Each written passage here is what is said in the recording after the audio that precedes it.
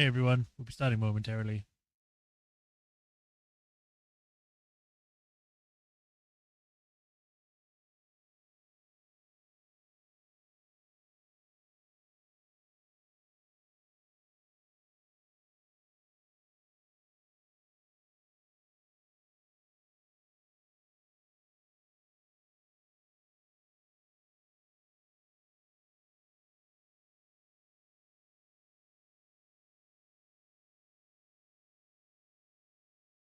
All right.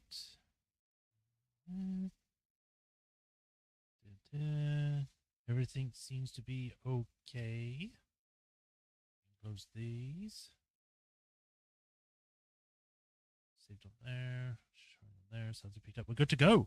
I think so. Hi everyone. Welcome to another stream of Apollo Justice Trilogy. Whoa. We had left off last time. We had started our investigations into the time-traveling wife, possibly, where she made a wish on a pendant and it made her go back in time, maybe? At least going by the intro. Whether that's the case or not, it's unsure. I get the feeling it's not, and there's more to going on than we think, because otherwise this series is completely jumped the shark. Because, you know, spirit beings is one thing, time travel is another.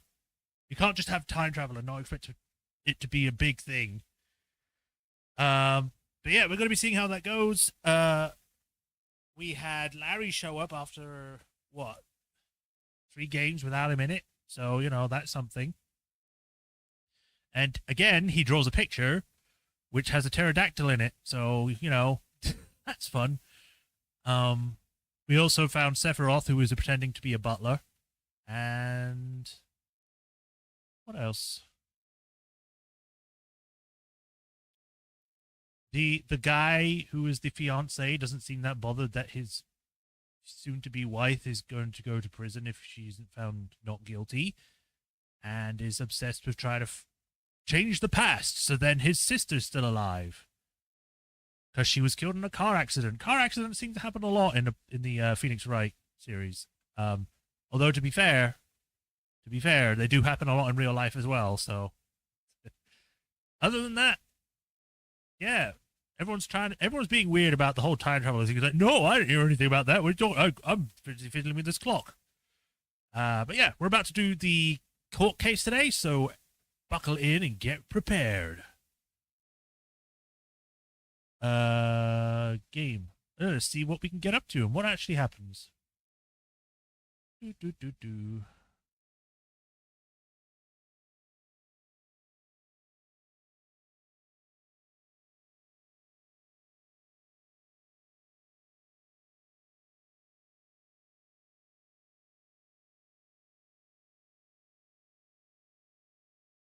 Some of the game is this, and some of the game is that. Yes, I know. Just get in there.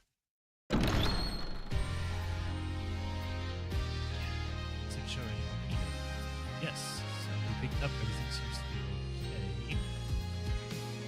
Restream. This part isn't too long. All right, Raftron. Also, hello.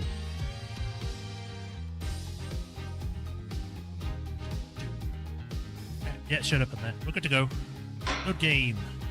Trial day one.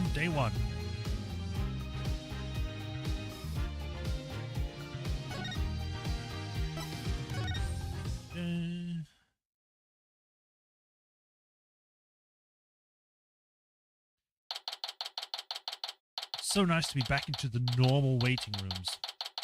September 22nd, 8:45 p.m. Defendant lobby number 3. Good morning, Mr. Wright. I hate to remember how I did everyone's voices now. Morning, Ellen. See, you're still wearing your wedding gown. I don't think they would let her change inside the detention center, at least in this game. And I will continue to wear it until our marriage is saved. Well, it's going to stink by then. Oh, Soren. Oh, hi.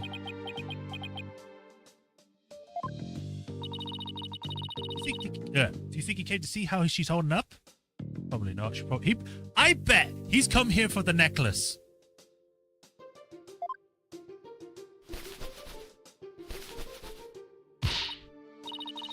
Sorry, my love, you came all the way to the courthouse just to see me? Soren, I don't know what to say. Blueprints. Blueprints. Huh? The engine blueprints. I can't find them. Do you know where they are? Oh, they're in your room. Third shelf from the bottom on the right-hand side.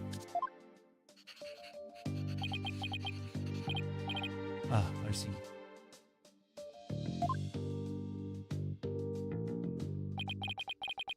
He came in for the blueprints. So it wasn't the necklace, it was the blueprints he was looking for. That's close enough. He's leaving already? Don't tell me he came just to ask about some stupid blueprints. Is he really that cold of a person, or is he just that how he comes off, I wonder? What about me, Soren?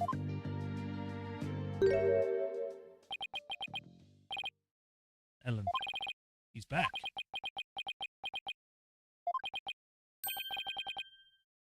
Come home soon. I'm lost without you. Okay.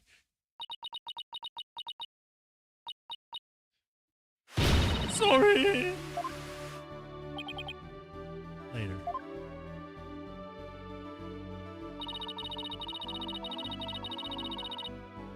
Looks like he's showing... Look like showing your vulnerabilities is the fastest way to capturing a woman's heart. I mean, you would know you're a woman. You should take notes on this, Nick. Shut up! Phoenix has seen a lot of women in his life, okay? And they've all either died or ended up being charged on murder. His heart is one with Burger. I think that's Maya more than him, but yeah. I think it's just because he's more focused on everything else that she's the only one that remembers where things are. So it's like he always loses things and she's always the one that's like, oh, well, I know the exact time, place, and when it was. Like if it was yesterday.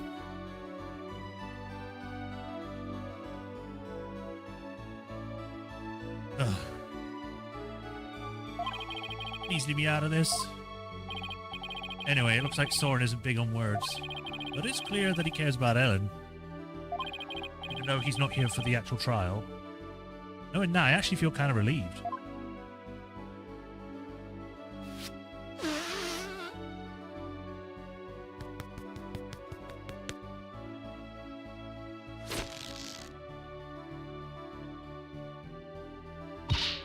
Mr. Wright, I just absolutely can't be found guilty, you hear? Don't worry, I'm going to be doing everything I can to prove your innocence. As long as you didn't do it, right? You didn't do it. Phoenix, you don't have to keep asking. Well, every single time I ask, there's always been a chance that the guy's actually done it. You remember freaking Matt's right? Hey, Swordmaster, welcome. Thank you, Mr. Wright.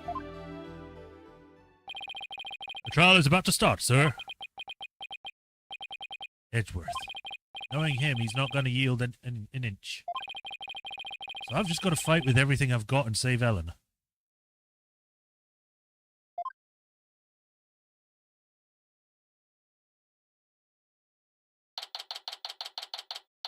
September 22nd, 9 a.m. District Court. Courtroom number 6. We're never going to use the one that was blown up ever again. Court is now in session. You know, they should make these rooms more bomb resistant. Now I'm thinking about it.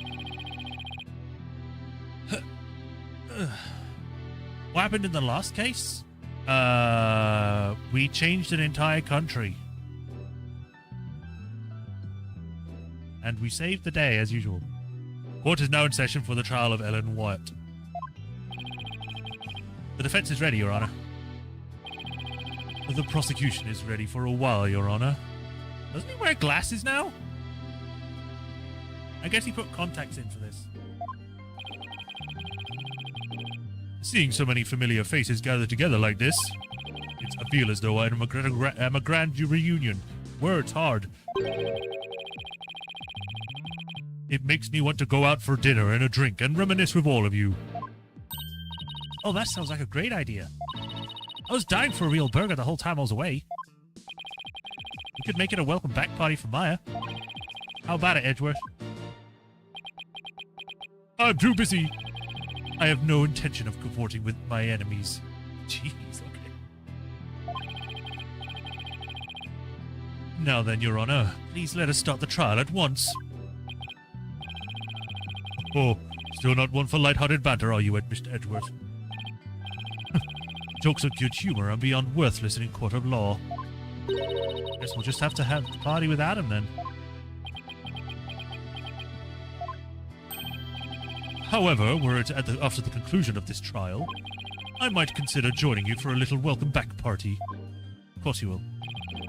I certainly wouldn't mind an invite at the very least. He's doing the classic poses! He's still as emotionally and constipated as ever, I see. Wow, what a statement! Emotionally constipated, wow.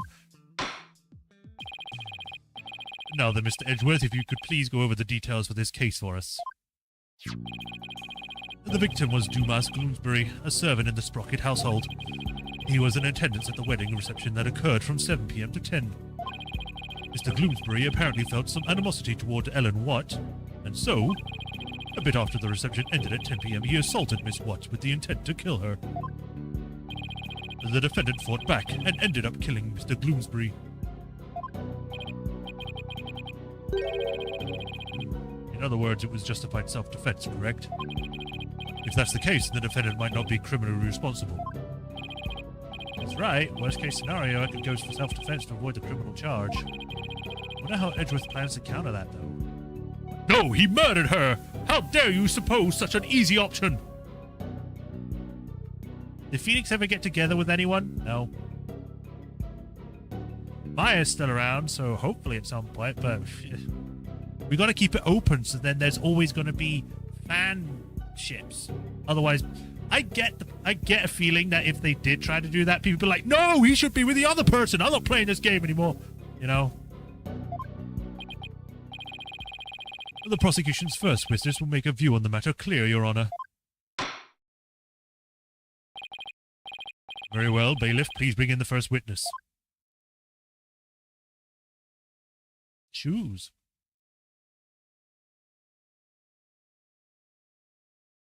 Hi, Emma. Please state your name and occupation, witness. Emma Sky, forensic investigator. And I'd just like to say, sir, that being in the same courtroom as you is the great honor. Oh, that's right. You're a fan of Edgeworth, aren't you, Emma? Yeah, she was back in the original game. I'm remembering that. We're good friends and all, Mr. Wright. But just this once, I intend to faithfully and fully testify for the prosecution. Huh? I'm going to do everything I can to make sure Edgeworth wins. That's basically what you're saying.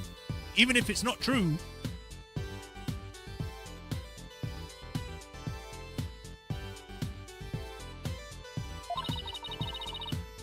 And I do mean that wholeheartedly. I expect no less from you. Yes, sir. I'm going to do my very best. Looks like you lost the popularity contest to Mr. Edgeworth, Nick. Actually, I just remembered that I needed to look something up. Let me put that in before I forget.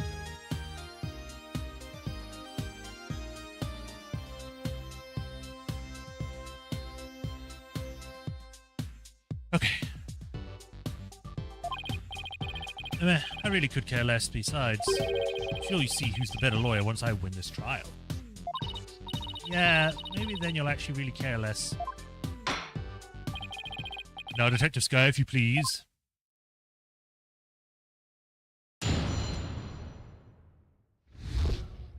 Rundown of the case. The murder weapon was a clock called the Timekeeper. The victim was hit with it from behind and he fell over right into the lantern. The defendant was spotted then, standing in front of the body holding the murder weapon. The victim was struck twice, by the way. He was struck twice? That's right. There's no mistaking about it. The first blow was to the back of the victim's head. It was hard enough to knock him unconscious. Yet, despite the fact that he had been immobilized by the first blow, which is now becoming a murder case, if it was just the first one, that would be fine. That's justifiable. Doing it a second time when they're unconscious, that's actual attempt, like murder. The defendant delivered a second fatal blow to the side of the victim's head. Which means... what exactly?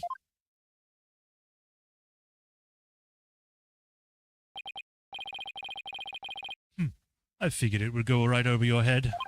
Let's put it this way. By striking the victim a second time, the defendant killed her last chance to escape from any criminal wrongdoing. She did, but how, Mr. Edgeworth? The defendant may have been fighting back because she was being attacked. However, she then went on to deliver a fatal blow to a man who had already fallen conscious. Nick, is he saying what I think he is? I don't feel so well. We've just started! And thus, Mr. Wright, has justified self-defense been removed from the table. The prosecution intends to prove that the defendant killed the victim with murderous intent. Allow me to belatedly submit the victim's autopsy report. They said the autopsy's victim report.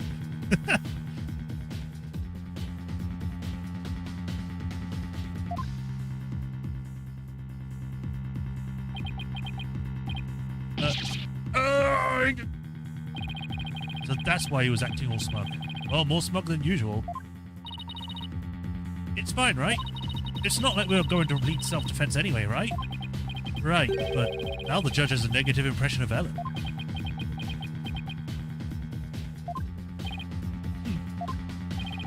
He may not get to prosecute much anymore, but he definitely hasn't lost his touch.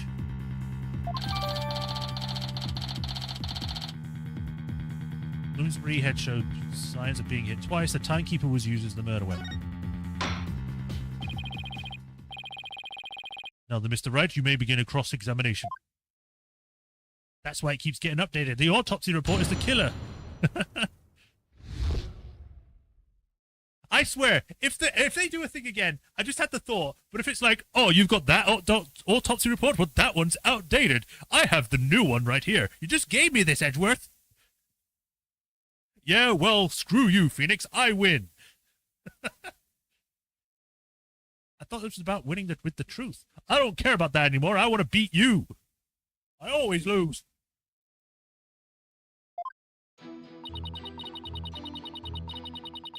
Hold it!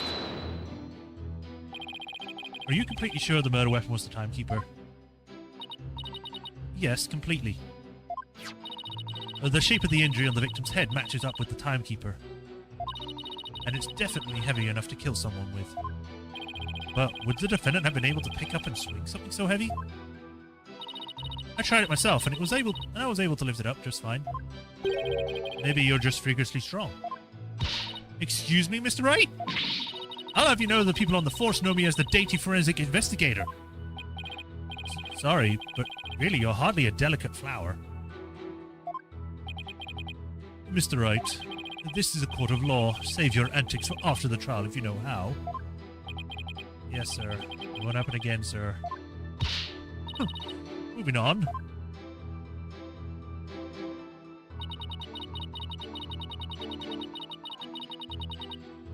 Turns out Emma is actually like this really strong woman. She can bench press like 50 men. Hold it!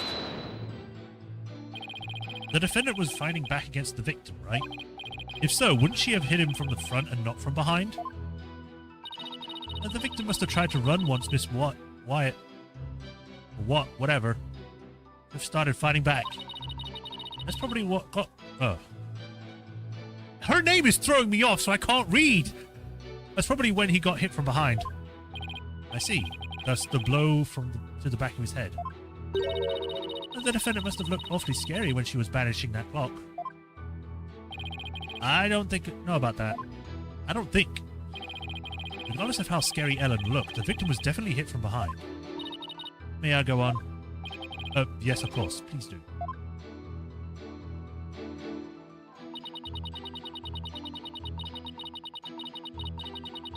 Hold it! But that's only because she was so panicked when she found the body. Then she tried to use the timekeeper to go back in time. Objection! Well, what happened to your voice?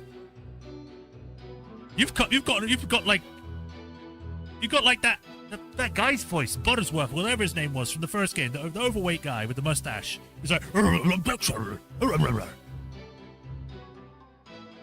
Mr. Wright, do you have any idea how absurd you sound? But Ellen really believes she could travel through time with that clock. You really should have come up with a more credible story, you know. Yes, I agree. Me 3, but it's all I've got to go on.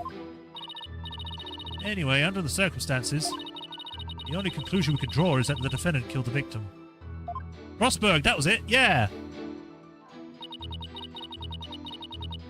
Hold it!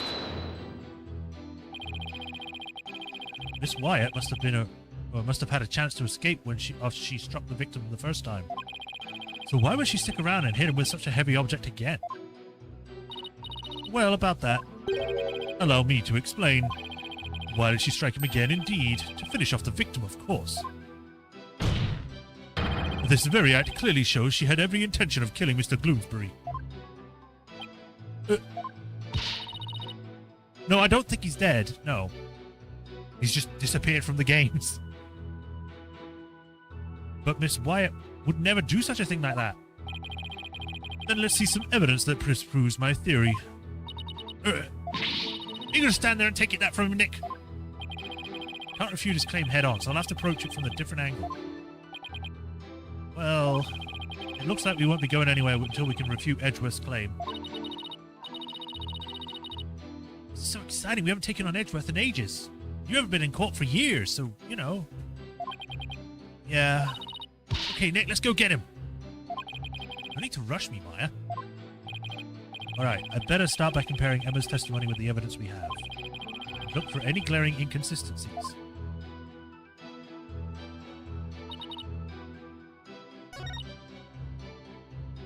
Hit from behind, he fell over right into the lantern. So wouldn't he have fell forward rather than backwards? Spotted then, standing in front of the body holding the murder weapon.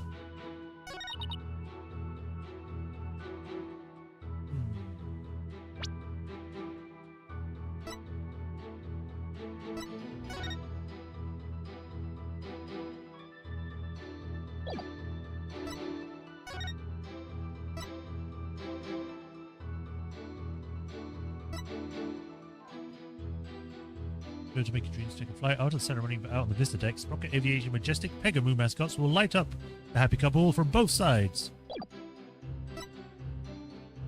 Wish I could examine this.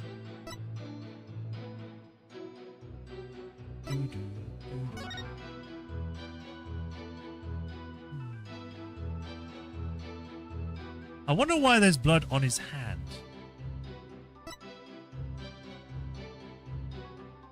Note in broken parts of the lanterns, the petals from the flowers not found inside the reception hall.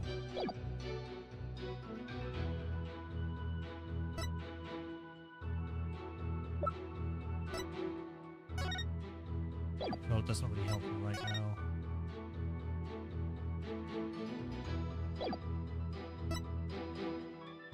Sister's not very helpful.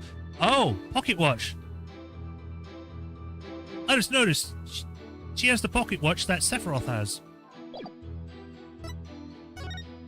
That's the pterodactyl. Wait a minute. I just had a thought. Is that actually an angle? So this is actually upside down again? And this might be a light. This might be a Pegamoo. We'll find out. Got some flowers.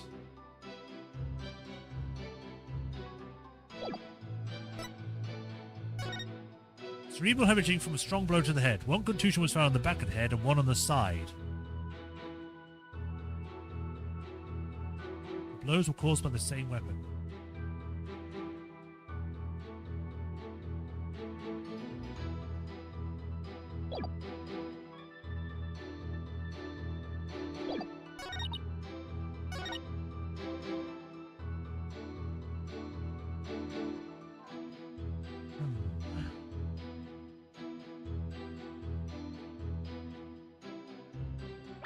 I might need to present this because it shows him forward facing. Objection! Yeah, I was right. Detective Sky, I'm afraid I have to apologize in advance. For what? for embarrassing you in front of your idol.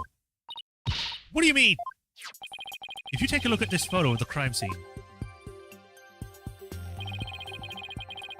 you'll see that the victim is lying on his back. But if the victim had been hit from behind as you claim, then he should have fallen onto the lantern face down. It's not enough to simply take someone's side, Detective, even if Mr. Edgeworth's. Ooh. There does appear to be a flaw in Detective Sky's testimony. Mr. Wright, if you think I'm going to just back down, right down, then you're sadly mistaken. Amira's unusually fired up today. Don't forget, she's in front of her hero, Nick. If the Steel Samurai came in to watch this trial, I'd want to do my absolute best too. He was in the background all along, Maya. What are you talking about? Listen, Mr. Wright. It's entirely possible that the defendant moved the victim's body after he fell over. In that case, there wouldn't be any contradiction, right? Indeed, that was an excellent counter-argument, Detective. You can count on me, sir. Like, imagine, this is like going to be the exact opposite situation to Gumshoe. Instead of her getting, like, salary cuts, she gets salary bonuses. So, what do you have to say to that, Mr. Wright? Is it possible that the victim's body was moved after he fell into the lantern?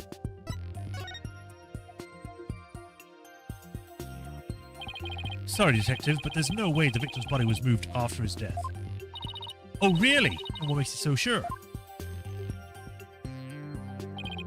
One look at this here and it should become quite obvious.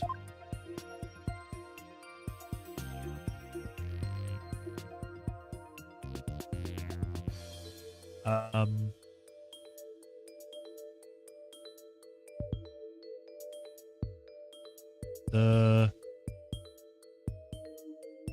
flower petals? I guess the flower petals. Take that! What exactly are you pointing at, Mr. Wright? Oh, this right here?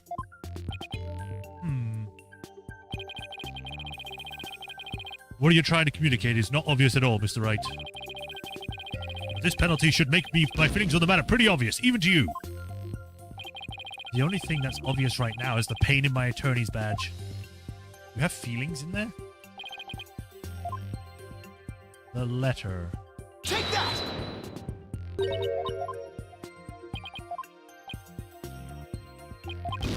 This game takes place how long after the first game? The first game? The first game... 7 years? 12 years? Something? I don't know. A while. No, multiple years. Maybe this Take one? that! Nope.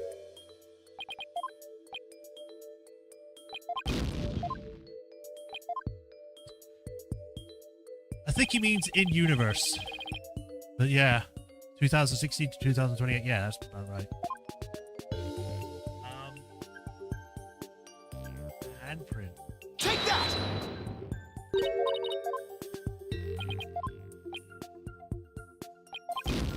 Am I missing something obvious? I've clicked the flower petals, I've clicked the note, I've clicked the bloodied hand. What else do you want me to click on? His face? The background? Take that!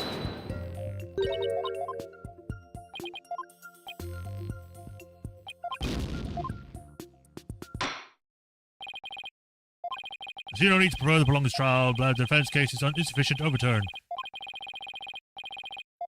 Ellen Wyatt is guilty.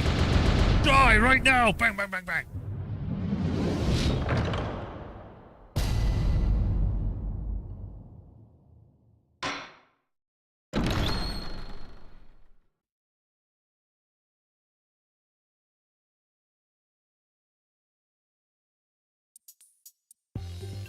At least it puts me right here. That's appreciated. This one. No, it's none of the petals. I've clicked on all three now.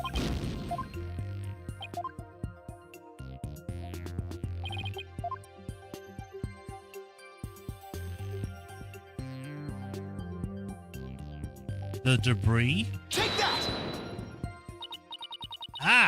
Those broken bits of the lantern. Yes, if the body had been moved after the fact, these fragments wouldn't have fallen off, or would have fallen off of it. But as you can see clearly, they're lying perfectly undisturbed on top of the body. This means that the victim must have been lying face up from before the lantern even broke. You're right. But wait a minute, if that's true, then when was the victim killed? I mean, the lantern was still whole during the reception, right? Right, which means we've just overturned a major assumption about this case.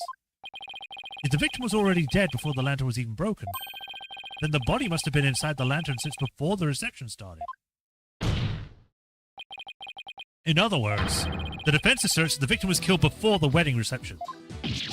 What? I don't know why, but I really like Emma's shoes.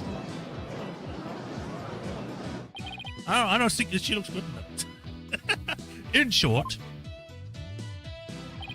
when Miss Wyatt was seen standing in front of the body after the reception, it wasn't the moment just after the murder was committed. It was the moment she happened to discover the body, just as Miss Wyatt claims. Objection!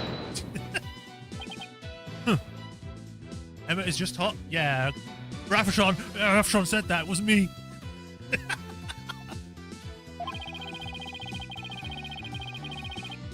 Whether the act was committed before or after reception is entirely inconsequential. After all, it was the defendant who prepared the reception hall for the event in question. And therefore, when the murder occurred, changes nothing with regard to her guilt. She could have killed the victim before the reception, as you claim, and then tried to hide his body in the lantern after the event ended. Objection! Sorry, but that doesn't make any sense.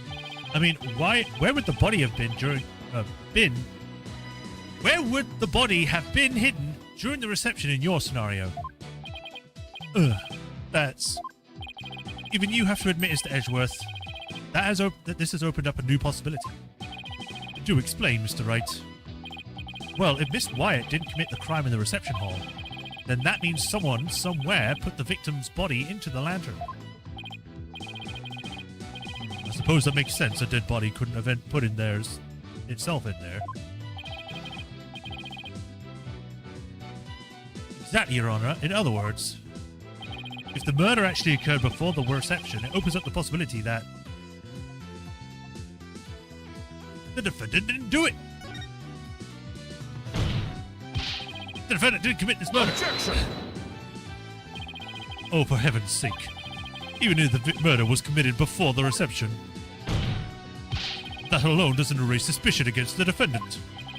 It seems that was too ridiculous of a leap backwards for Mr. Edgeworth, Mr. Wright. I suggest you look before you leap and think before you speak. I guess I got ahead of myself on that one. If the murder actually occurred, it was killed some other way, or he was killed somewhere else.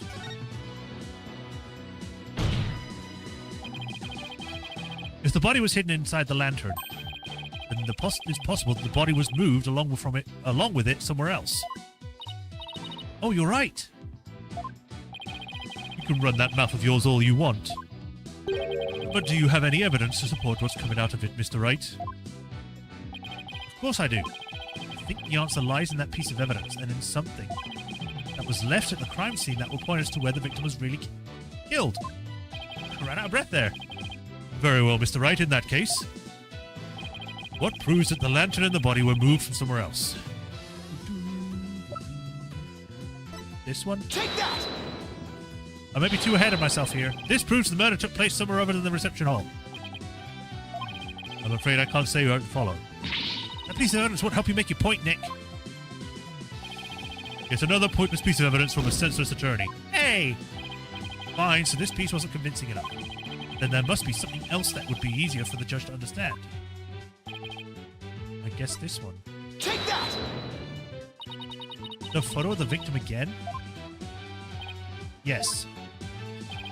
I'd like the court to focus on this thing right here. The flower petals. Okay, so I had to present the flower petals first and then do the other thing. Oops. Take that! Flower petals, Mr. Wright. Wee. These petals are from a kind of flower that were not present in the reception hall. This means they must have got onto the lantern when it was somewhere else. And just where do you propose a somewhere else might be, Mr. Wright? I propose that this piece of evidence will tell us where the flower petals came from.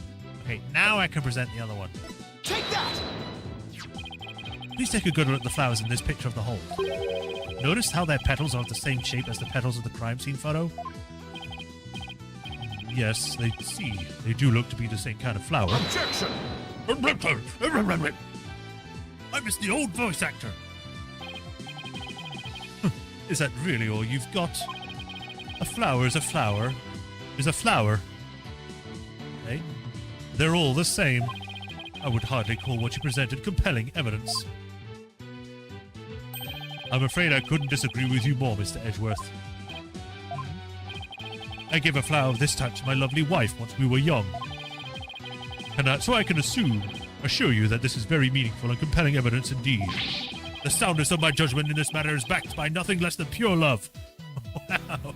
Wow, Judge. But, Your Honor... Let it go, Mr. Edgeworth. It's clear you don't know much about flowers. It's not like you have anyone you'd actually give any to after all. What the hell, Phoenix? Wow! Such a low blow. But maybe you should study up on them, just in case the opportunity presents itself. Ugh. This from a man who only knows the names of 3 types of flowers. That's hardly relevant to the case at hand. The defense asserts that it's highly probable that the victim was killed in the hold, if the body was then placed in the lantern and moved to the reception hall for some reason.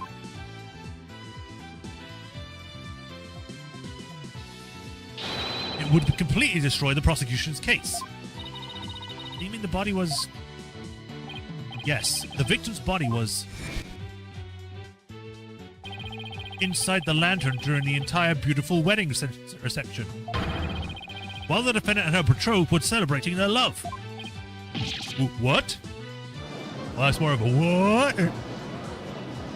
But yeah, that would sound stupid. Objection! Excuse me, sorry about that. Your smooth talk might work on his honor, but it won't work on me. Probably can't stand the sight of dahlias. Oh, yeah. What are you talking about now? Take another look at the evidence and you'll soon see what I mean. I wish you would just tell me already. Detective Sky, I assure you already figured out what I'm talking about, correct? Of course, sir. Mr. Wright is the only one here who hasn't. Why don't you leave this to me, Mr. Edgeworth? Very well. Let's see what you can do. Detective Sky, please give your testimony to this court.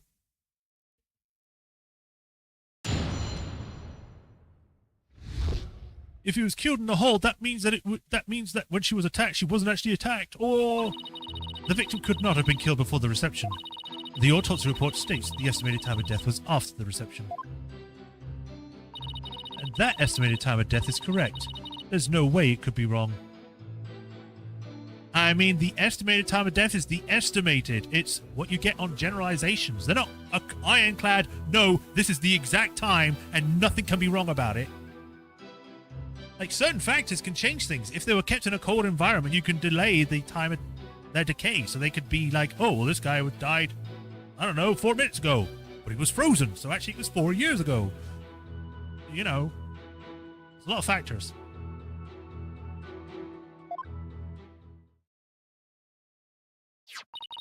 It's clear Mr. Bloomsbury was killed after the reception, and that completely contradicts your claim. I guess so. Tell me you took at least a cursory glance at the autopsy report, Mr. Wright. It appears you've grown rusty since our last outing. Me? I've been doing more court cases than you, buddy. Might I suggest you go back and brush up on your basics? Sure, though I must say, you're as cocky as ever, Mr. Edgeworth. I beg your pardon. What are you trying to say, Mr. Wright? I'm just saying that I'll go back to basics if that's what Mr. Edgeworth wants. I'll prove how badly you underestimated me with a good old-fashioned cross-examination.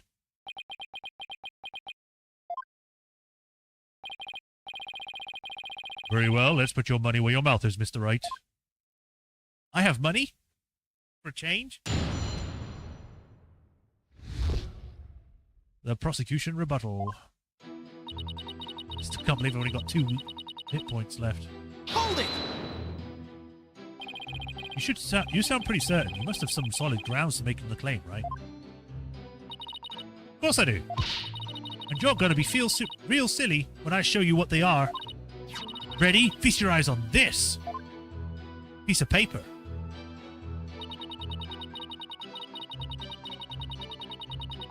Hold it! I've read the autopsy report too, you know. I think you don't need me to explain to you, right? How there's no way the victim could have been killed before the reception, I mean.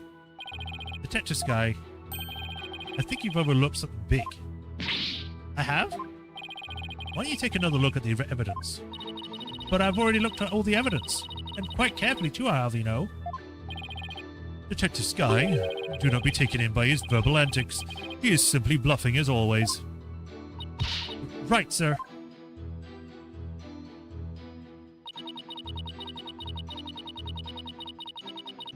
There's no way that it could be wrong. Hold it! 9,000? Is it possible that the culprit did something to obscure the real time of death? No, not in this case. There was no snow or anything to keep the body from decomposing. She even mentions the point I made. And there's no fridge on that airship big enough to fit a body into. So you already checked into that, I see. It all comes down to the estimated time of death, doesn't it? Couldn't the killer mess with the victim's time of death by keeping the body on ice? Yeah, if they had the means to. The prosecution is treating the estimated time of death as an absolute. But is it really? I take it you don't think it is, huh, Nick? In that case, we're going to have to find a way to convince them otherwise. Yeah, there's got to be a way somehow. Yes, and I can prove it. With evidence. But where's the point where I show it?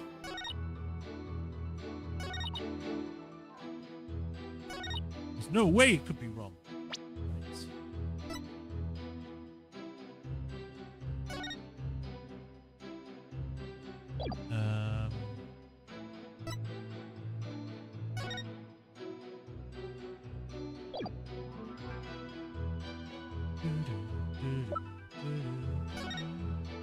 Right. 10 p.m. to 1 a.m. That is a huge time frame. I'm just thinking about that now. That is 3 hours. So anytime from 10 to 1.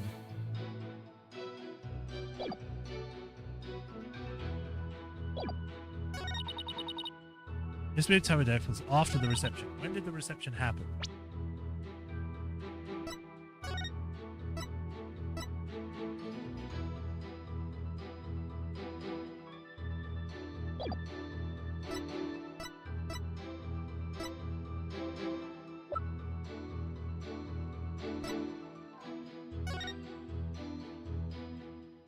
Just seeing if there's any kind of clock. That's a pressure gauge.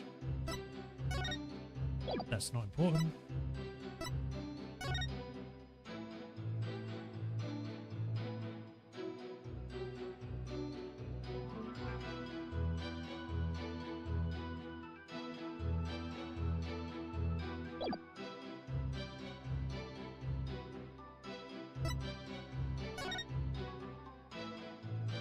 Dry ice.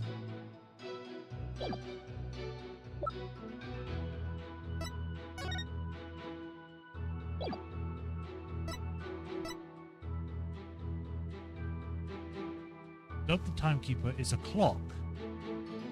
Doesn't this have the time on it then?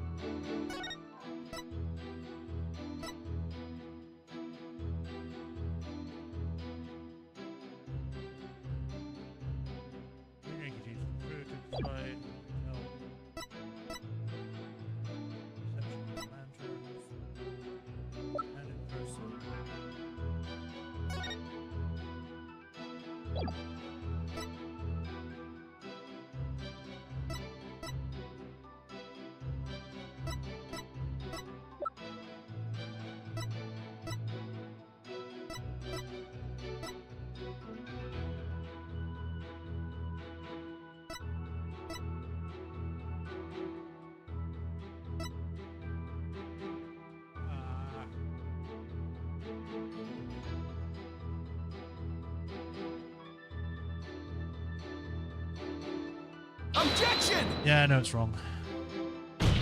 There's nothing else I can present, I think. A feeling defense? Yes, Your Honor. Or rather, a hope that it indicates a contradiction. Mr. Wright, is there or isn't there a contradiction here? It looks like there is, but there really isn't one, is there? Are you asking me, Mr. Wright? Because what it really seems like to me is you're asking for a penalty. Thanks for the definitive answer, Your Honor.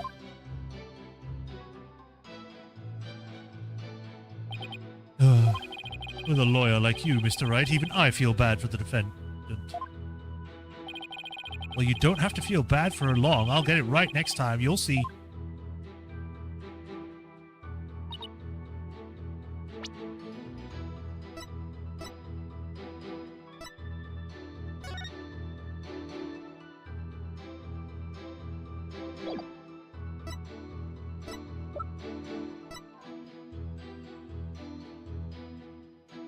Objection!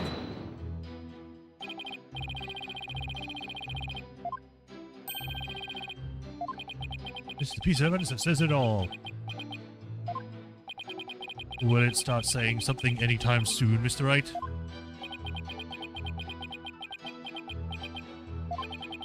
It's not speaking up at all, is it? Maybe it's being shy? Your evidence has said nothing at all to this court, but your choice of tactics speaks volumes about your defense.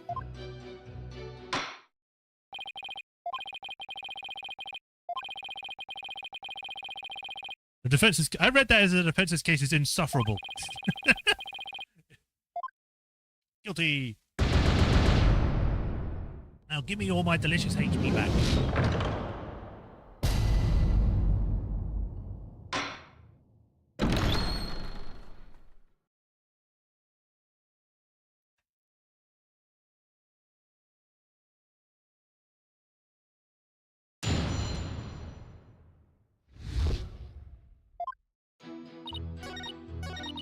Oh, you told me to consult. Yeah, I know it's this one. So what do you think we should do now, Maya? That one statement sounds awfully fishy to me, Nick. Yeah, I was thinking the same thing. So now it's just a matter of deciding which piece of evidence to present, right? Yeah, I'll take another look at the evidence and compare it to that statement then. Where's it going to put me? Yeah, estimated time of death, I knew it was here.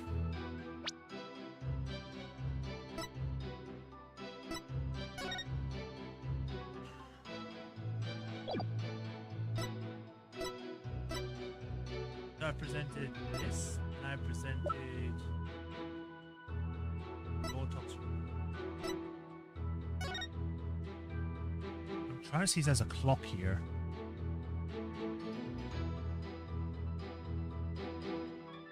I mean, I guess because these two things are here, but that doesn't really tell me much.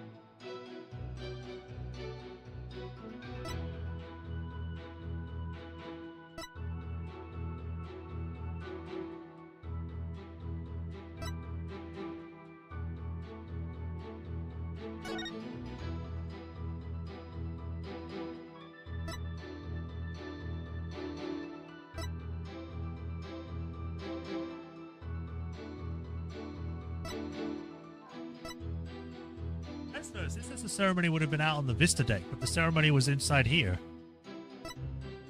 Unless they're talking about like the marriage ceremony is in when they get married and then they go to the reception hall. Or whatever. I don't know. Regardless. What to present? What to present? We've done this and we've done this.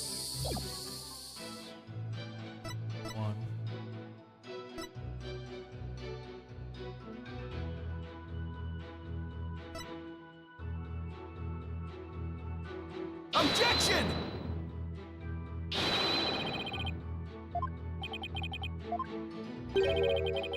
Well, it scored 1%, sure, you're out of claim.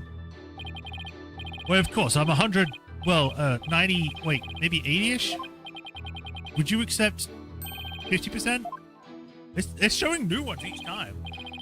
Mr. Wright, I have won't have such half-hearted bluffing in my courtroom. Your Honor, might I recommend that the offense be penalized with 100% of severity? Oh, I intend to, Mr. Edgeworth. You can be sure of that. Imagine if you actually did all of my health in that one. Guess I can't say I deserve 0% of that. Oh, whoops. I didn't mean to press that. I meant to press E.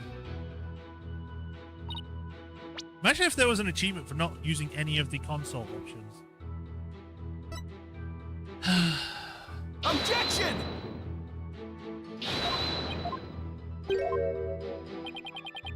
Literally pointed out the answer and forgot. Yeah, sure I did.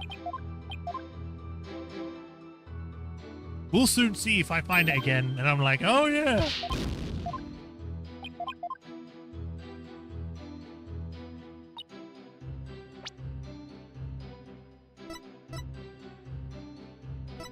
Objection!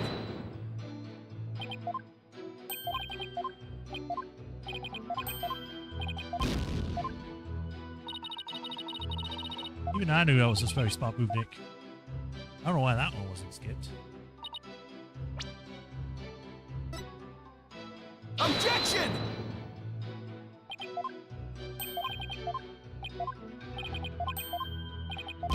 Presenting all the wrong evidence till I find the right one.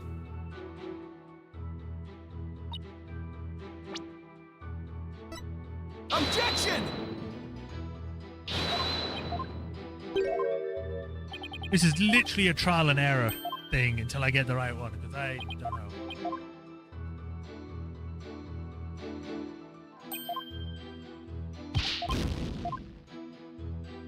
You are guilty! Bring her out to the street and execute her.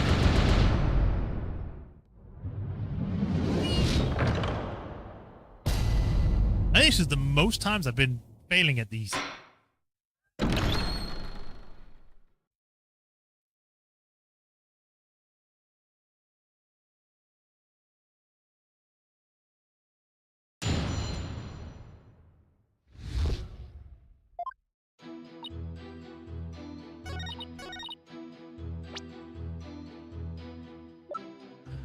Objection! I just had the thought it's probably the dry ice. I admit that the estimated time of death does contradict my theory. Finally, and that means your theory that the victim was killed before the reception is still entirely plausible. Huh? What makes you think that? The killer could have falsified the time of death by using a certain item in the reception hall. Please take a look at this. And what is that contraption, Mr. Wright? It is a fog machine, Your Honor, used to create a special romantic atmosphere in the hall. And this machine could have been used also at the time of death. Yes, Your Honor, because this machine uses dry ice to perform its magic. Dry ice? Oh yes, the super cold stuff commonly used to make theatrical fog, right? I see, so your claim is that this dry ice was used to keep the body cold. Oh. In that case, I guess the victim could have been killed before the reception.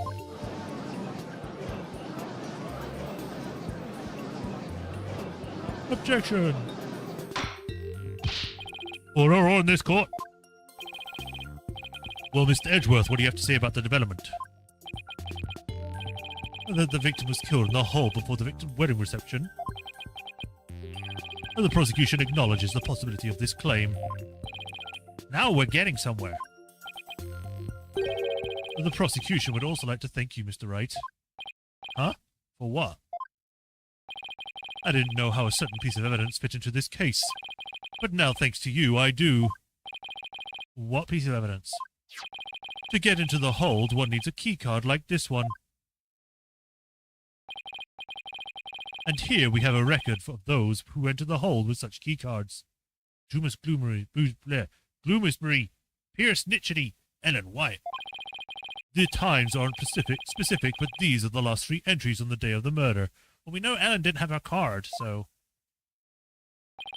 And as you can see, the last person to enter the hold that day was the defendant. What? So the one who moved the body out of the hold must have been... That's right, it was none other than the defendant.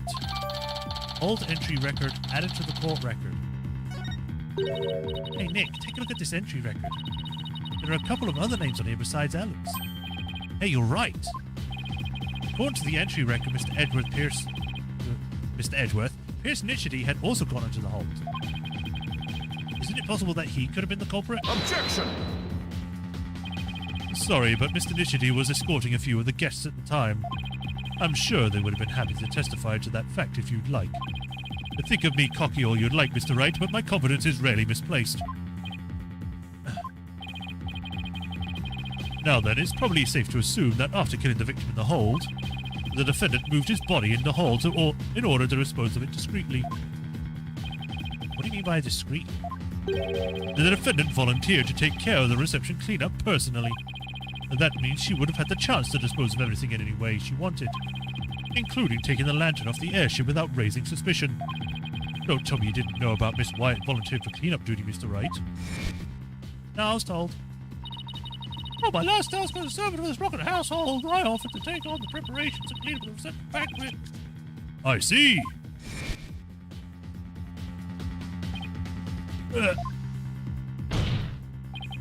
Look at you, sweating buckets like a rookie, even after all these years. Nevertheless, thank you for proving that the only person who could have killed the victim in the hold is... Ellen Wyatt. Ah! Great job, Phoenix. Now you're back to square one.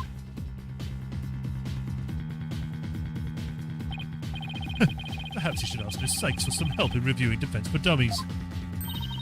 Way to go, sir. You got Mr. Wright in a cold sweat. I wonder if maybe the promise of seeing that miserable look on his face is what brought me back to court today. It certainly made all my stress and woes of Chief Prosecutor just melt away. Guess he's had a lot of stress built up. I'll give him something to stress over before we're through today. Your Honor, the prosecution asks that you render your verdict at this time, before that man over there tries to throw the court into chaos of his meaningless bluffs. I see, Mr. Wright. Are there any last meaningful bluffs you'd like to present to this court? He just said to do it before he does. Why does he have to assume it will be a bluff? Nick, hurry up and throw a good one out there. I will. Well, all right then. Let's see. I've got it. How do you know it was Miss Wyatt who used her key card? After all, if it turns out that somebody else used her card, it would mean Miss Wyatt didn't do it. Interesting. And how are you able to prove this proof? And you are able to prove this bluff to be true? I assure you, I'm not bluffing, Your Honor. Well, now what? Wait a minute, Nick. I can think of a certain somebody who might have used Ellen's key card. Can? Remember? The one who was sneaking around the hold in spite of not being a family member? Oh, that's right. Your Honor, the defense would like to call a certain witness to the stand. I need to testify a testimony of this person who may have entered the hold with Miss Wyatt's card. Mr. Butts. Take that! That's your witness? Are you saying that Nat Numbskull was on the airship?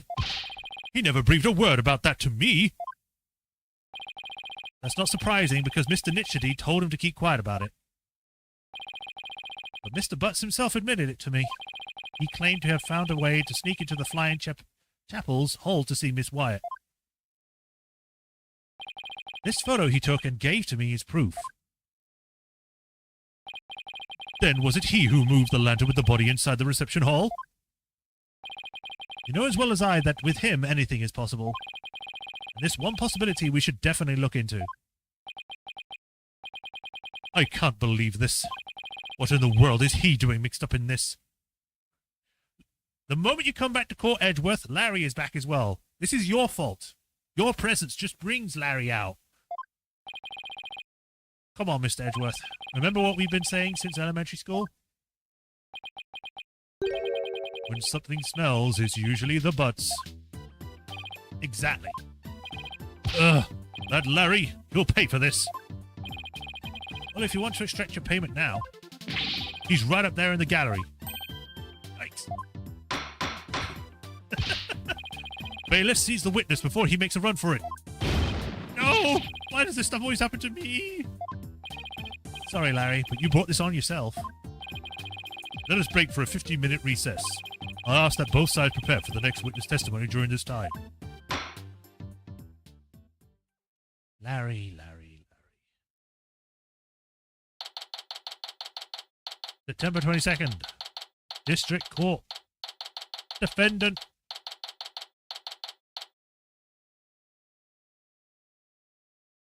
Number 3. Wow, it's been a while since I've had this much fun and excitement. I faced off against Mr. Edgeworth, a harrowing tightrope walk with the defense.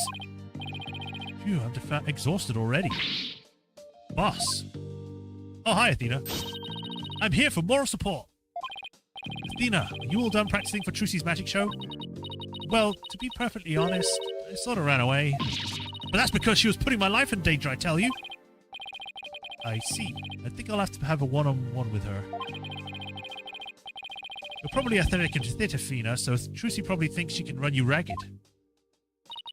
That may be true, which is why not even Trucy can keep up with me when I ran at full speed. Looks like you spoke too soon, Athena. Never underestimate the resourcefulness of a great magician. Huh? Magical girl Trucy Wright is on the scene. Oh. Now, Athena, it's time to practice human combustion magic. Go on, douse yourself in this gasoline. What? Don't worry, it's a magic trick after all, so it's perfectly safe. Run away! You're not getting off that easy. Okay. They must get along so well, don't they? It reminds me of the good old days. You, me, and Pearlie. Oh, and Detective Gumshoe. Can't forget about him. They mentioned him! Ah! Had all kinds of fun in the crime scenes back then, remember? Needed me to do all the serious investigating, as I recall. Yeah, to be honest, yeah. Remember when Pearls casually ran the distance a train takes 2 hours to cross? Yeah. It's crazy. Court will be back in session soon, Mr. Wright. Right, thank you. So Larry's the next witness, right? I can't wait to see what happens. Sadly, I can already imagine it. Larry'd be like, I wasn't there. Yes, you were. Okay, I was. What did you do? Nothing. You did something, didn't you? Yeah. You can't prove it. Well, this picture proves it. Damn it!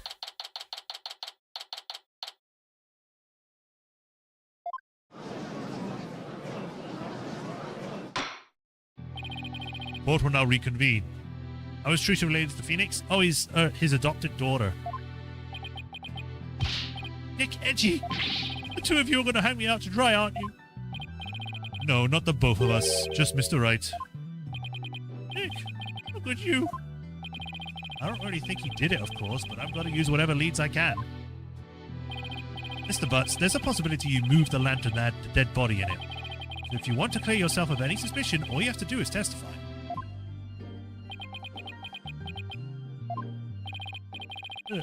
Now then, your testimony, please, witness.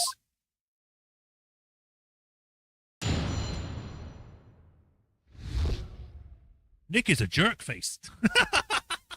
Of course this is his.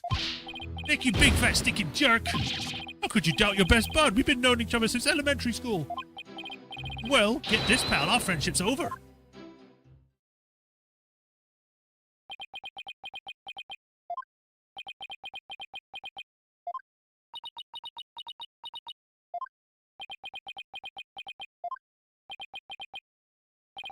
Well, go ahead, Mr. Wright. He's all yours.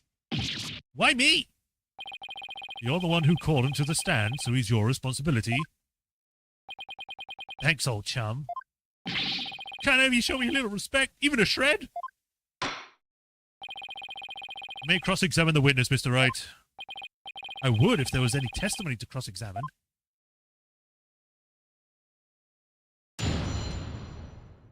have to object to his things like, we're not friends anymore. That's a lie. Hold it! Come on, Larry. Can you please give me something real to work with? What do you think I know about your tricks? If I say something careless, you're going to shove some evidence at me with a loud objection and with a super smug look on your face. Yeah, well, that is my job. And if I get found guilty, how are you going to take responsibility for what you've done? Why should I take responsibility for just doing my job? You heartless jerk, do you have any compassion for me?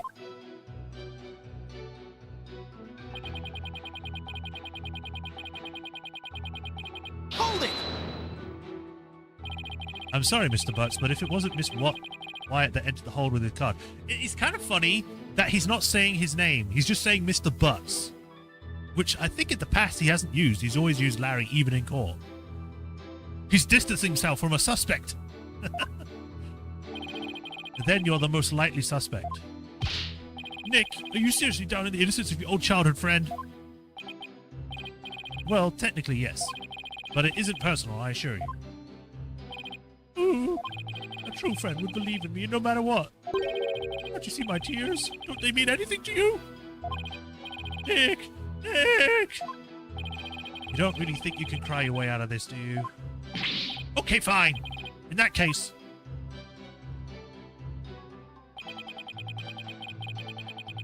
Hold it! Larry, listen to me. Shut up! I'm not talking to you anymore. This is getting us nowhere. Come off it, Larry. If you don't quit fooling around and start testifying, Miss Wyatt will be found guilty. For real? If no information comes out of this new cross-examination, then yes, Mr. Butts, for real. Not that I would have any problem with that myself. Larry, just tell us the truth already. Did you or didn't you go into the hole and move a lantern up to the reception hall? I never moved any bull lantern, I tell you. Bull lantern? What? Did I say something weird? You told me that you didn't attend the wedding reception. Can you believe they told me only family and relatives could attend? They wouldn't let me into the reception hall.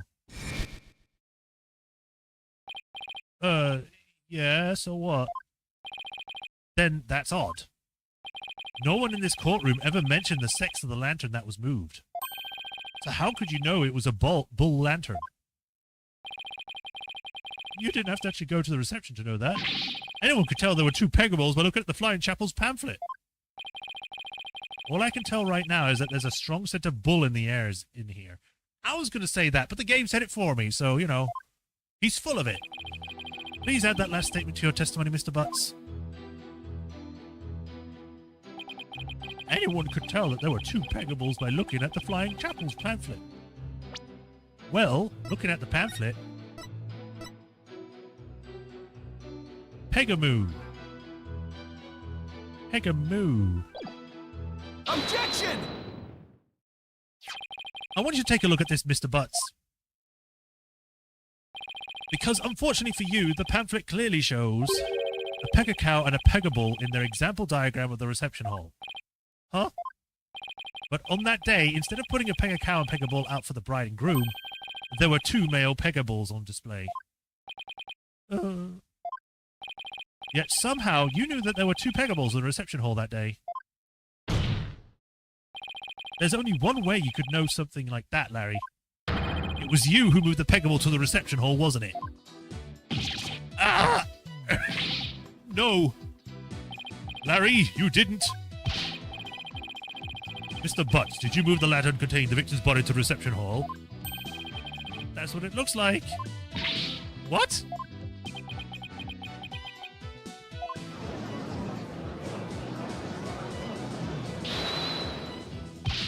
Wait, Nick.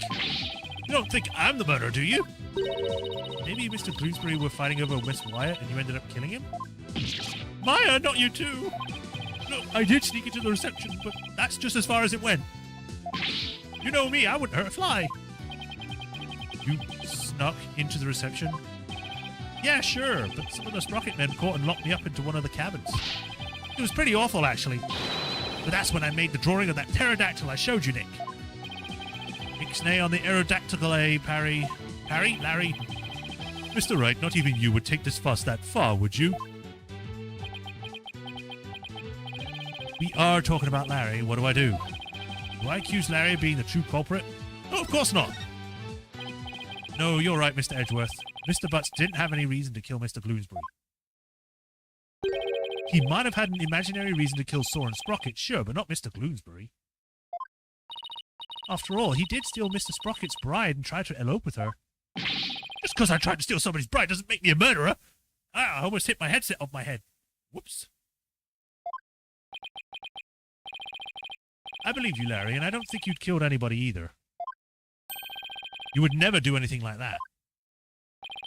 Nick, old buddy, old pal. I knew you'd come through for me. Funny that, considering you sworn testimony just now that we were through. Mr. Butts, it's time you told this court the whole truth, understand?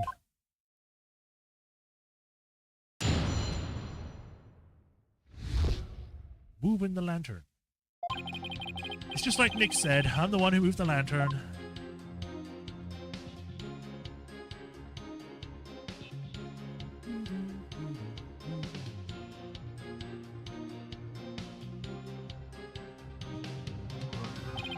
I was poking around the reception hall before the main event and saw a lantern was broken.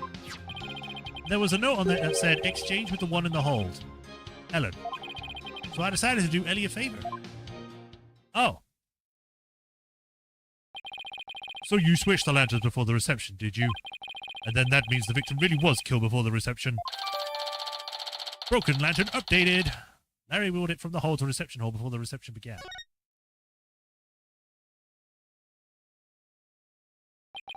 It would appear that Mr. Butts completely fell for the defendant's scheme.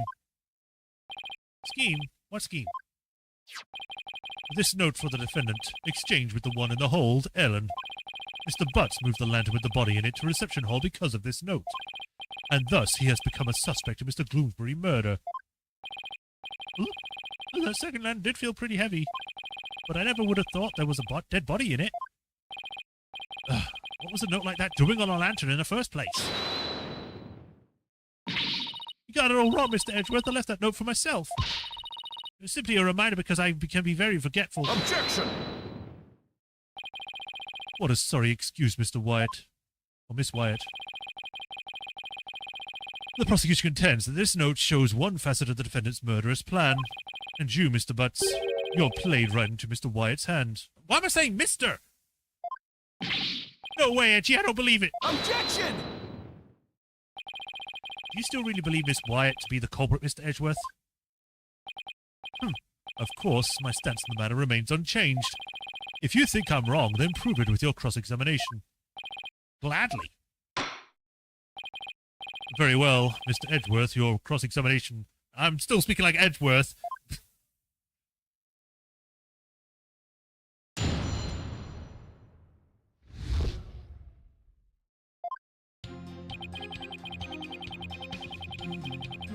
Hold it! Why didn't you just tell us that sooner?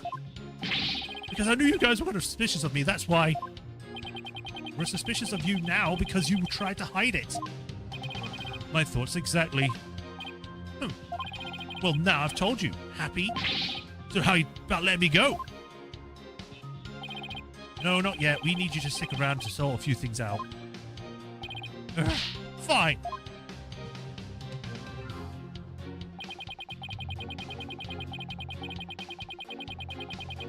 Hold it! The lantern you swapped out was a female peg account, right? Yeah, I guess. Why did you replace a female lantern with a male one? Because I was too busy trying not to get caught. I didn't have the time to check for little details like that. If you didn't want to get caught, you could have just left well enough alone, you know. Whatever. Anyway, when I took a look at the broken lantern, I saw...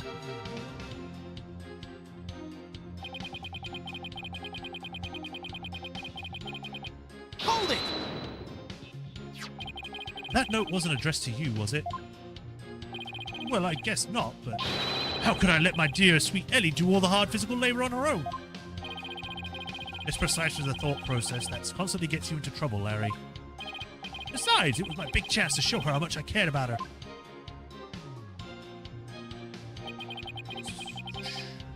Hold it! Nobody saw you the whole time while you were switching the lanterns? Nope, I didn't get caught. Not that time, anyway. Not that time? Yeah, when I tried to sneak into this reception hall the first time. Oh, you got manhandled. I didn't have much luck. Those sprocket guys spotted me and nabbed me. This actually looks like it's from an anime. Compared to the other ones where they just sort of, like, don't have as much weird style. This looks like a completely different style, to be honest. All of my words are failing me right now. Pretty exciting, don't you think? Larry, you need help. And then they locked me up in one of the cabins. Nick, what are you asking about stuff like this for, anyway? Shouldn't you be trying to prove Ellie's innocence? Well, is that statement of his important to this case? Sure. Mr. Bush trying to crash the reception and subsequently getting locked up in a cabin. I believe these might be important facts in this case, Your Honor. Very well. Mr. Butts, please add that statement to your testimony. I tried to sneak into the reception hall. I got caught and locked up in his cabin. Hold it! So you got locked up. Then what happened? I broke out. Then I started looking for Ellie and wandered into the reception hall again. That's when I saw the broken lantern and replaced it. Even after they caught you and locked you up, you still went looking for Miss Wyatt? But hold on a minute. What is it, Nick? Maya, doesn't something seem weird to you? Larry is saying he replaced the lantern after he broke out of the cabin. That's right. Oh, wait. Huh? You're right. It doesn't make much sense, does it? Mr. Wright, have you found an inconsistency in the witness statement? Yes, I believe so, Your Honor. Mr. Butts moved the lantern after he broke out of the cabin, but that contradicts with this.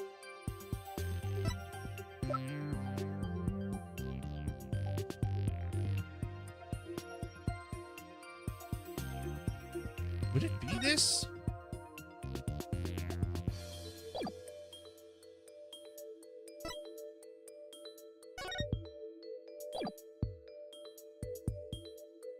After he broke out of the cabin.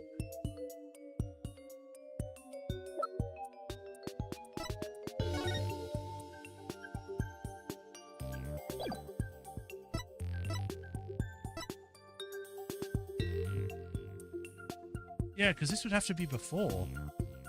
Take that! Is that... Yes, it's the broken lantern, Your Honor.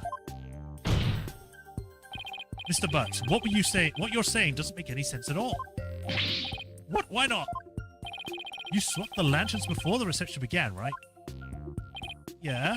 That's what I said, wasn't it? But you also just said that you swapped the lanterns after you got locked up in a cabin for trying to sneak into the reception. In other words, you're saying you swapped the lanterns both before the reception and after the reception took place. That certainly doesn't make any sense, does it?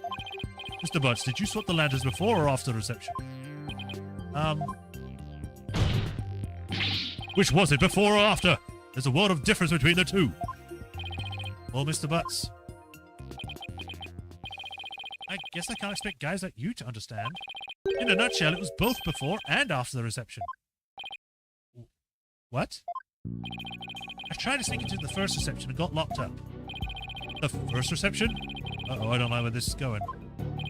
Then, through the power of Ellie's pendant, time got rewound and we went back to the time before the reception. It was after that when I replaced the lantern. So it was both before the reception and after the reception. Get it? We went back in time before the reception. So of course the reception would take place one more time after that, right? That's what I said. Well, that's why what I said makes perfect sense. Mr. Wright, what in the world is the witness talking about? Has he developed some sort of intellectual ailment I'm not aware of since I last saw him? Well, none of that sprockets seem to remember the time skip, but I do. And Ellie remembers it too. I think the power of our love for each other made the miracle happen. Mr. Wright, I'm sorry, but would you please translate the man's gibberish so the rest of us can understand? So now I have to be the one to explain about the whole time travel thing? So then it'll be my fault that this happened? Come on, Nick. I know you can do it. What's that? You don't have much choice, Nick. To heck with it. I can't lose any more of my dignity today anyway. The defendant, Miss Ellen Wyatt, has told the defense the following strange story. She said that after the reception ended, she was attacked by Mr. Gloomsbury. She claims that she was being assaulted, or as she was being assaulted, she made a wish upon a pendant. Please take me back to that blissful moment. In doing so...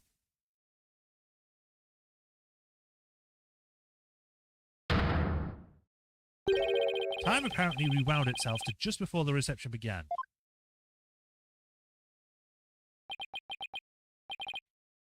What?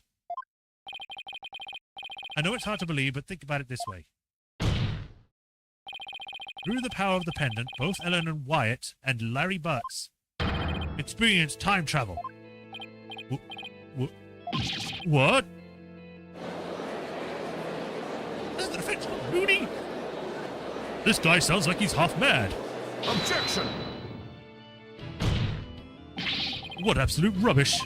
Mr. Wright, I've heard my fair share of your nonsense over the years, but this takes the cake. Have you thoroughly lost your mind? Objection! But this is simply the conclusion I came to. Using that logic ability you love so much. What?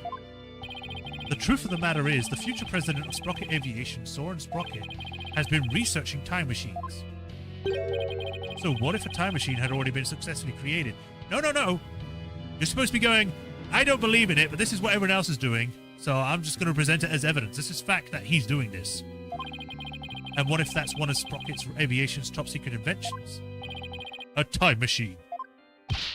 Yeah, I even saw something while we were time traveling. I saw a pterodactyl flying through the sky. Maybe the airship was set to time travel through time through their honeymoon trip. What? A pterodactyl? Objection! You can't possibly have any evidence to back up the ridiculous time travel story. Well, As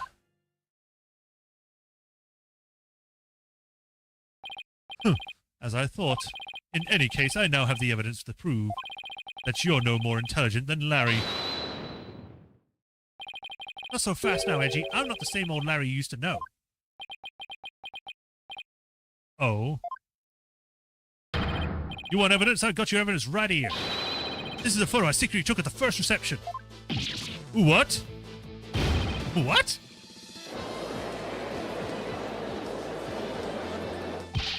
Larry, I can't believe you...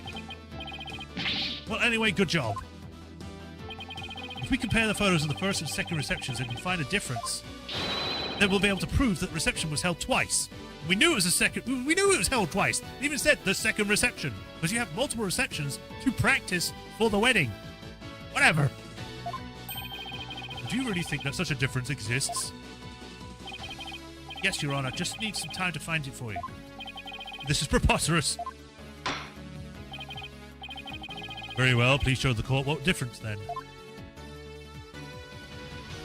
It's the flowers. It was the first thing I saw when the photo was presented. It was the flowers. This is proof positive that the wedding reception was held twice. They have full wine glasses. Take that! Please direct your attention to Miss Wyatt's bouquet of flowers. In the photo one of her in-laws took, the defendant is holding a yellow bouquet. But in the photo Mr. Butts took, she is holding a red bouquet.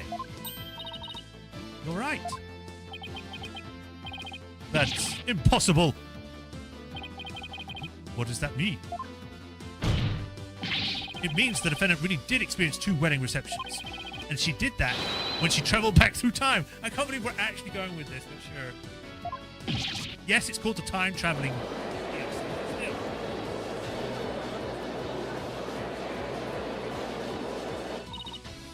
Nick, you did it. You proved Ellen's time travel story to be true. Yeah, I can hardly believe it myself. It's just as Ellen said, the reception was held twice. This turns every assumption we base this trial on upside down. Objection!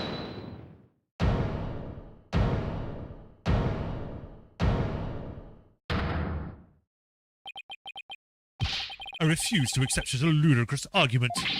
It's a pure fiction under the guise of pseudoscience at best.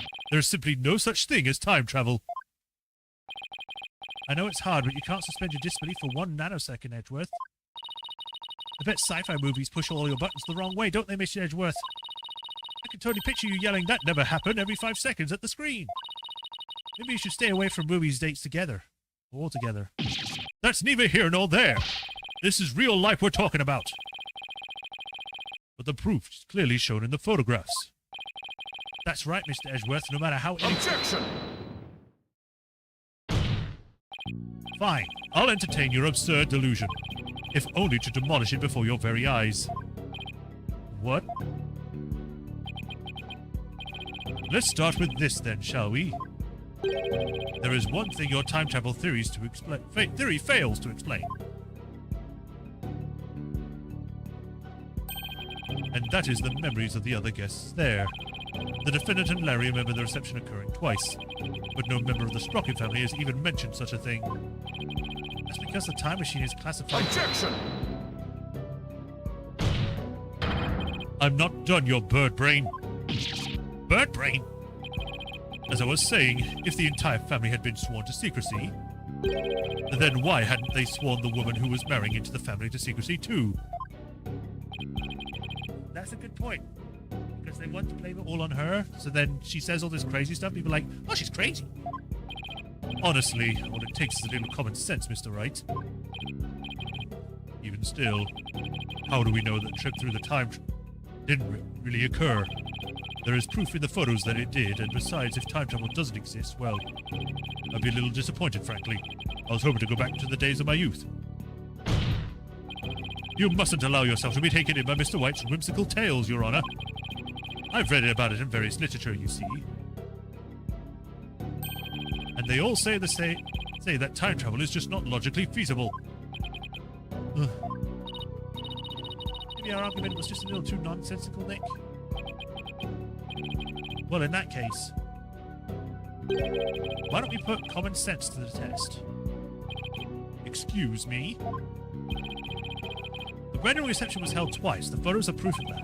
But if it wasn't because of time travel, it's simply because the reception had actually been held twice. Isn't that the most reasonable way to interpret the situation? Would you care to elaborate, Mr. Wright?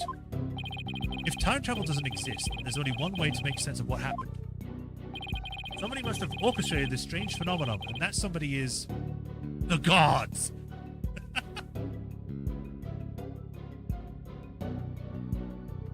Everyone at the reception, Bloomsbury, or the gods. I'm really tempted to do the gods.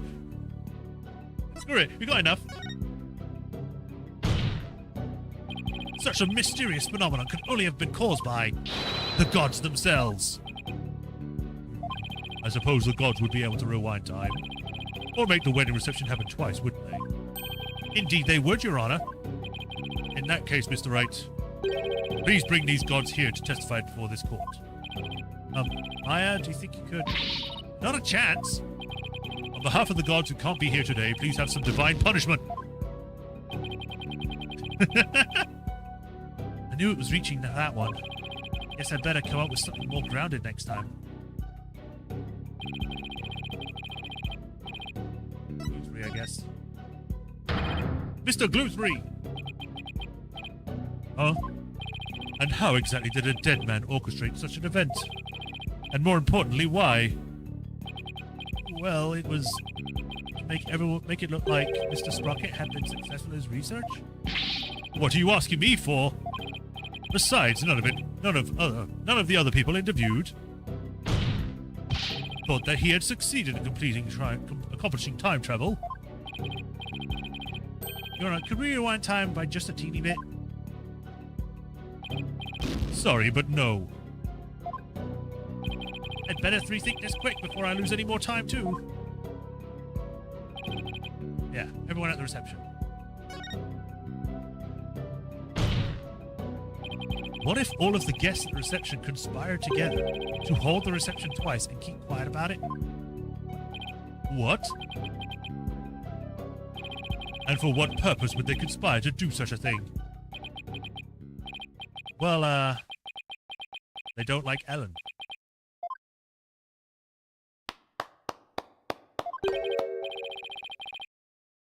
Aha, a brilliant deduction defense. It's Sephiroth, I knew it! I can tell that you are not a renowned lawyer for nothing. I must say I underestimated you. How so, Mr. Nichity? You have managed to name each event precisely as they happened. You have revealed it all to the light of day. Then, that means... It was us. We orchestrated the whole thing. Yes, the reception was held twice. But not because of time travel, no. We simply held it a second time. What? Why? Why would you do such a thing?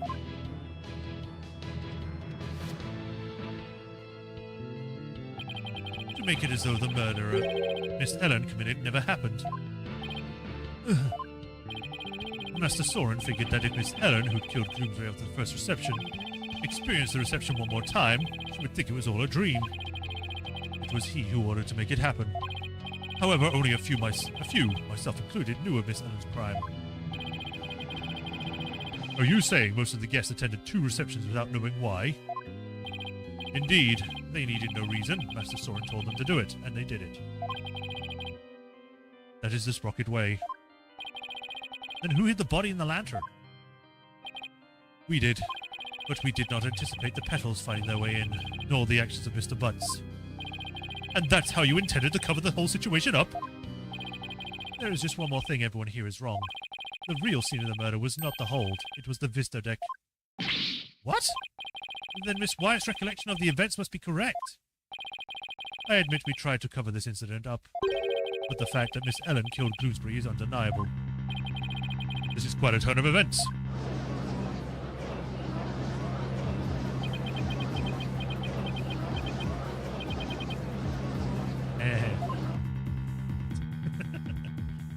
Just did that so casually. And so it appears we have arrived at the truth at last. Now. But please do feel free to travel back in time, Mr. Wright, and attempt to do this trial over again. Go on. Let's not get hasty, Mr. Edgeworth.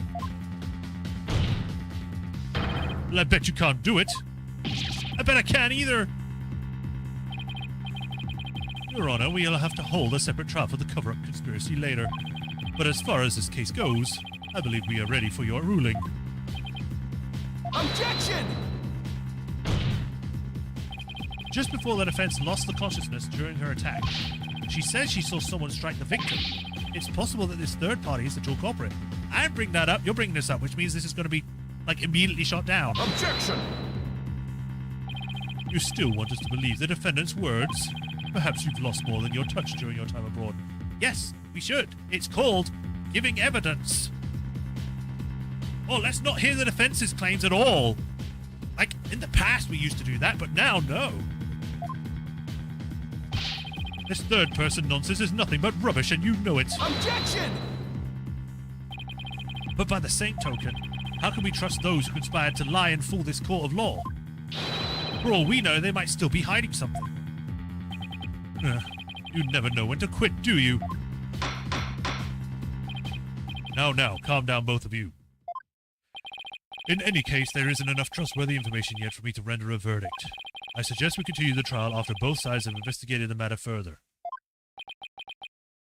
Very well, Your Honor. Phew, that was a close one. Mr. Nichity, as for you and your cohort's attempt to cover up this crime, your case will be brought to a separate trial following the resolution of this current one. Oh, well, I don't think so. We have a lot of money. We could just brush it under the rug. Understood, Your Honor. Well then, this court concludes today's trial. Court is adjourned. To be continued? To be continued. My clock is still saying it's 5 o'clock. It's not.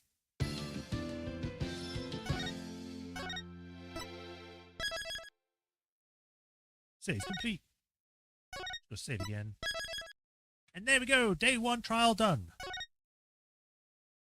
think, yeah, that's a good space to stop. We've got 30 minutes, so yeah. Return to game menu. We shall stop there for today. Man, I knew stuff was up. I knew they were faking it. I knew from the beginning it was all fake. I ruined the entire premise because I figured it out before it was even known.